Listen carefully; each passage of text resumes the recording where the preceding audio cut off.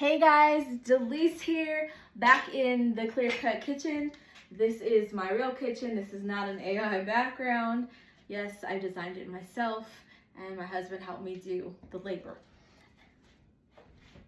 I got in a new gimbal. The old gimbal had a very short radius on it. If you watched that video, you can go to my YouTube. It is called Triggered or Easily Offended. The thumbnail says Triggered, something about being easily offended on it. That video got me a lot of play, a lot of comments, a lot of phone calls because people enjoyed it so much. So go watch that video. In that video, I also showed the gimbal tracking me while I was in my garage tinting windows, and I made a comment about the gimbal being emotional and too easily offended because if I didn't know what I was doing wrong in the moment because I'm learning this technology, but if I moved too far away or looked away, it would turn down and turn away into a corner. So I am learning how to use this technology, and the screen just went black. What's going on now? Is my battery dying? The screen will no longer turn off during this recording.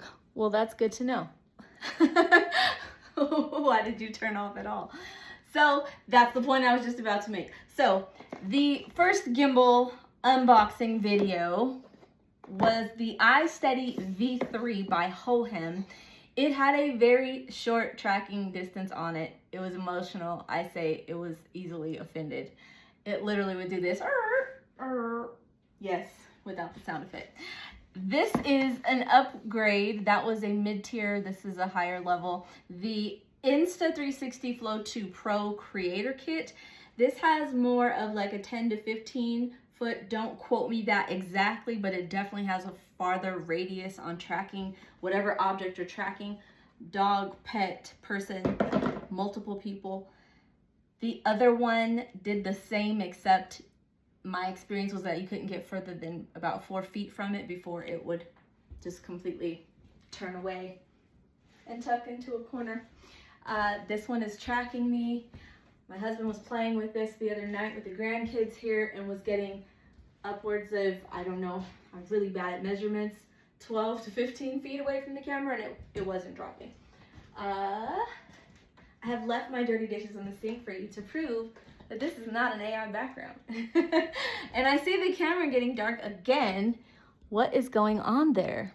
The screen will no longer turn off during this recording. You said that last time. Interesting. Okay. So the easily offended video.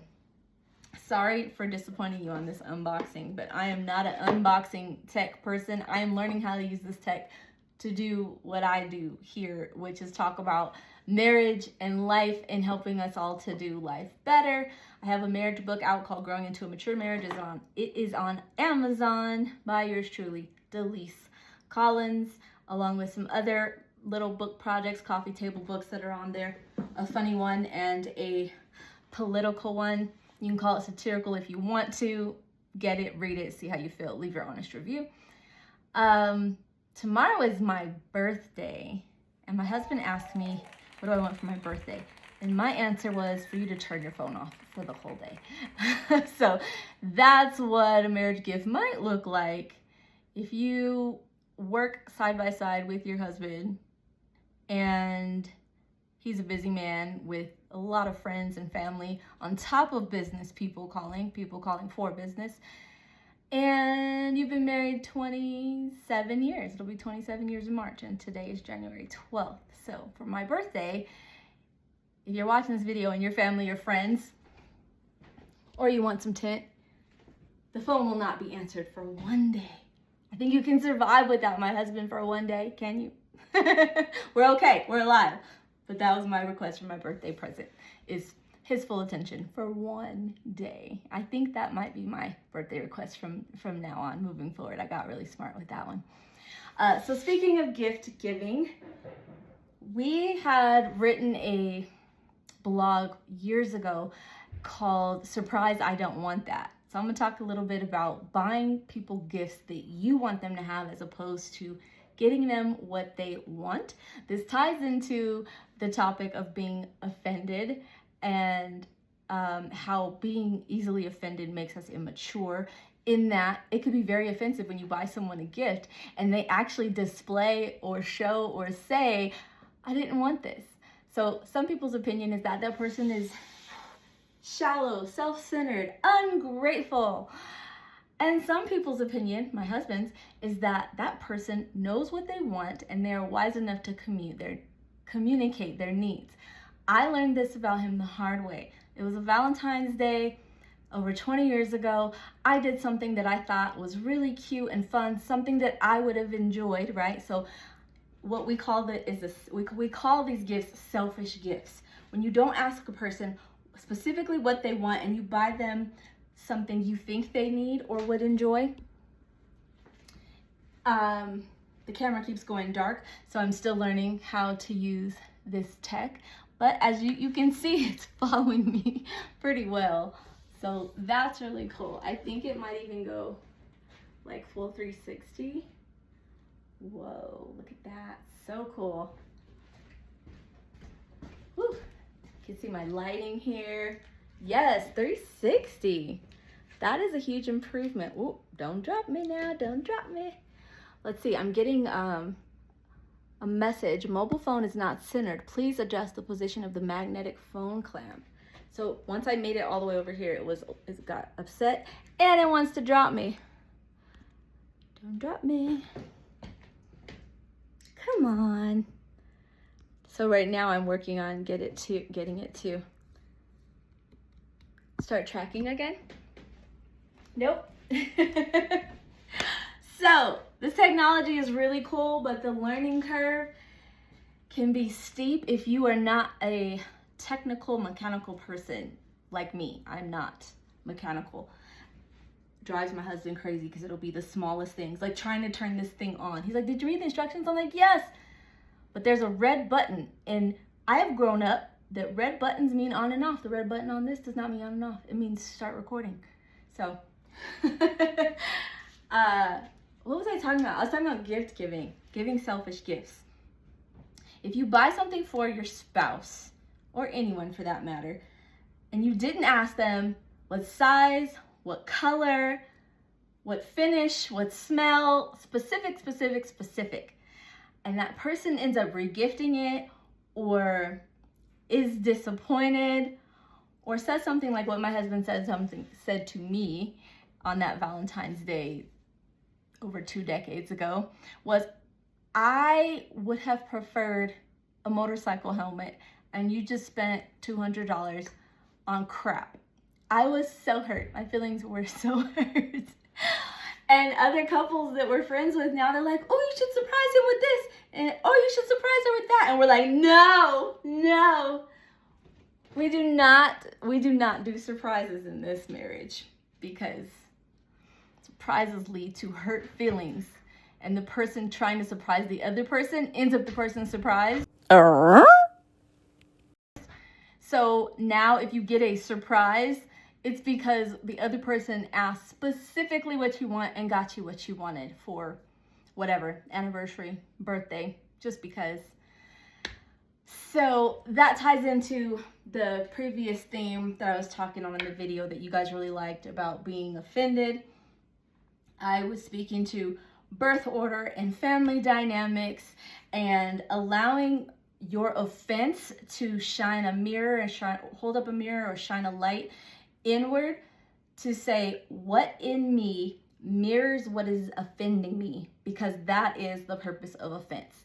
If something is said to you and it really bothers you, or a person is being themselves over there in the corner and it is annoying you, is because there is something in them or in what they're doing that is trying to show you something about yourself. And an example I've used plenty of times is the guy at the party. There's a guy at a party and everyone's perceiving him differently. He's making jokes. He's the life of the party. People are circling around him. Some people are over in the corner observing and they are really annoyed. They think his jokes are corny. They wish he would stop. They're really bothered by his charismatic nature, his ability to speak, his lack of ego to be able to not care if his jokes are funny or not. Other people perceive him as pompous and cocky because he's trying to make the party all about him. And then he's got these people gathering around him that are laughing. Some people think they're laughing at him. Some people say they're laughing with him. And the point is to head hop at this party and get into each person's head to see what they're saying about the guy who's making the jokes, and what they're saying about the guy who's making the jokes, and how they're perceiving him and the feelings they are having in response to this guy. No. Reveals who they are and what areas they need to work on in their life. So I'll give you some raw examples. The person who is like, he just has to be the center of the party, may wish that they could have that type of charisma to be the center of the party, but they are battling shyness, fear of rejection. So therefore now it's coming out as jealousy when they see this guy at the party. Other people may shy away because they don't want to become a part of the conversation or the subject of what he's saying, because they already have so much insecurity that they don't want anyone to shine a light or put the attention on them. Ooh, And so then they're annoyed by how loud and boisterous he is, because it might call out that they want to stay hidden. Other people may think that his jokes are absolutely hilarious because they are just looking at the joke in and of itself and not judging him. So those are the people who are enjoying the party and the guy the most, because there's like no judgment. The people with the most internal issues are going to have the most external issues in the way they respond to this guy at the party. So who is the guy? Is he a narcissist?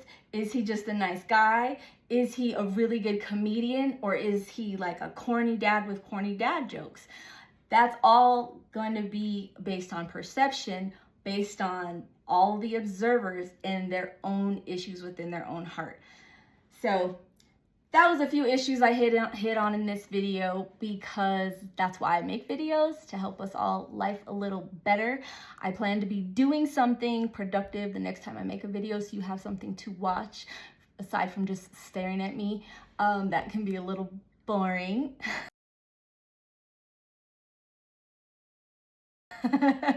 My husband has told me plenty of times I make really boring videos. So we'll see what you guys thought about the content and the words coming out of my mouth in this one, and I'll give you something to watch on the next one. This Insta360 Flow 2 Pro, if you are wanting to make content yourself and you would like a hands-free AI tracking device, I do recommend this one. The other one, the iSteady V3 by Hohem, also worked well. It just did not work for distances over, I'd say, about 4 to 5 feet. It would stop tracking you. This one does 360 pretty well. And the issues I have encountered while making this video for you, I know are operator error, because there is quite a wide gap in my understanding to what there is to learn. The learning curve is steep. For me, that's my perception, because I don't consider myself technical. Maybe on a scale of 1 to 10, if 10 is being a highly technical and mechanical person, I would say I'm a 5.5 or a 6. So every time I make a video, it will get better as far as using this tech. Chase your butterflies. Life is an art. Be creative. Life is a game. Have fun. And that's the clear-cut truth. I'll see you guys on the next video. Bye for now. I want to say thank you again to my awesome mother-in-law for this gimbal. My books are available on Amazon. Just go to Amazon.com and type in Delise Collins.